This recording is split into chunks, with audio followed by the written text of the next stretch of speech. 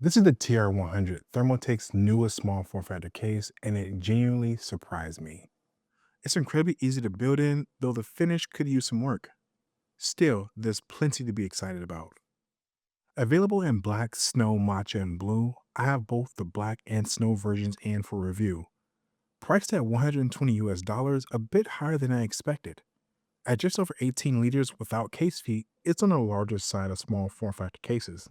The TR100 is closer in size and stature as the NR200P and closer in design and function as the Fractal Era 2. After all these years, the NR200P is showing tremendous value to this day. Just like the Era 2, you get a dual chamber design, removable top radiator bracket, inverted motherboard configuration, and a power supply cradle for easier installation.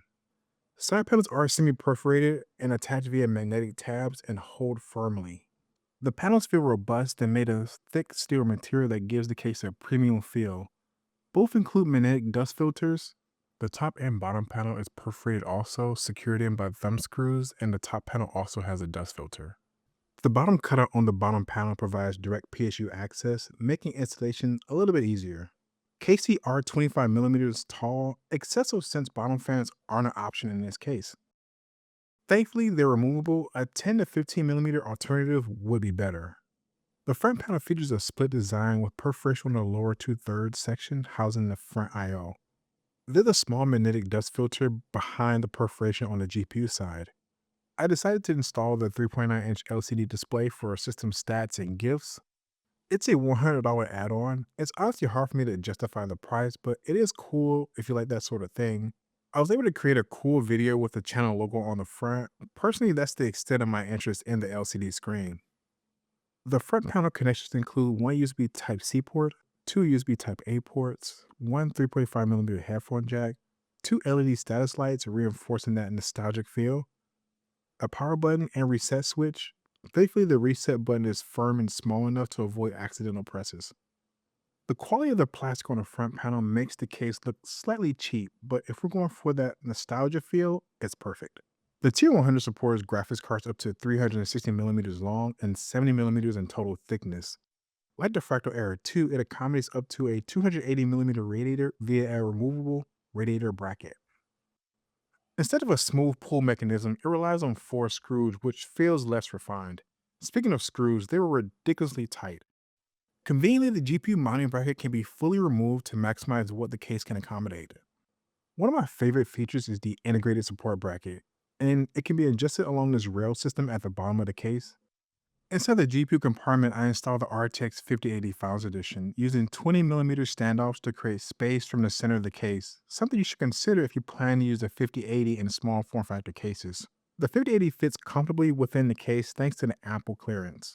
Feels super secure, it's not going anywhere. The GPU height isn't really a big issue, but if you're going for one of the thicker cards, just be mindful of the 16-pin adapter at the top.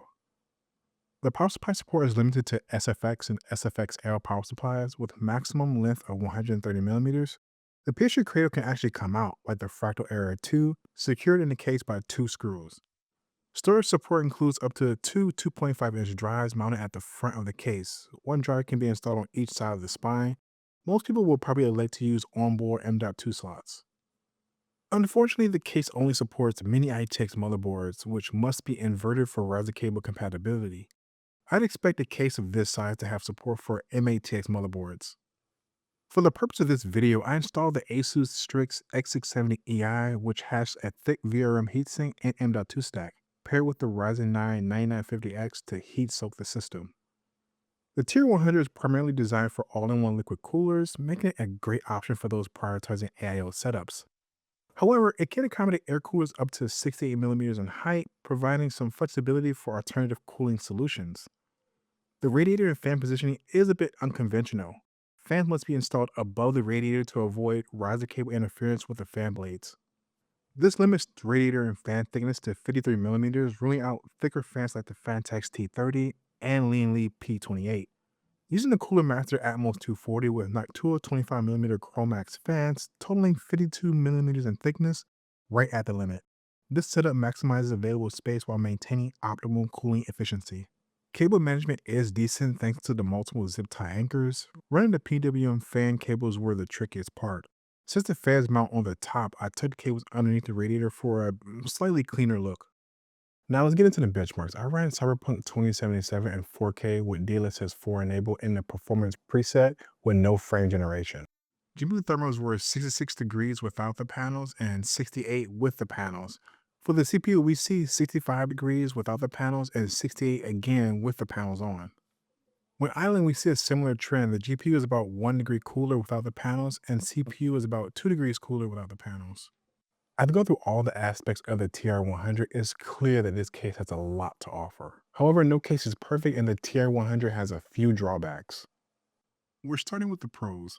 Easy to build in. With thoughtful features like the removable PSG cradle and zip tie anchors, great graphics card support and compatibility. A detachable radiator bracket makes AIO installation more convenient. Magnetic dust filters included for better dust management. Optional 3.9-inch LCD display, though limited in use. A decent array of front panel connectivity, including USB Type-C and multiple USB Type-A ports. Now on to the cons. The inverted motherboard configuration isn't my favorite as it can trap heat at the top. The plastic on the front panel looks slightly cheap, though it holds up well. Front LED lights can be distracting and aren't addressable. You're stuck with blue for power and red for disk activity. The case feet are taller than I like. 10 to 15 millimeters will be ideal instead of 25 millimeters. Price also could be better. Under $100 will be perfect, but paying $20 to $30 more isn't a deal breaker. The T100 is a solid option in the small form factor case market. Offers great hardware compatibility, a straightforward build process, and ample GPU clearance. Downsides, the price is high, screws are overly tight, and feet are too tall. If you need a spacious and versatile ITX case, the Tier 100 is worth considering.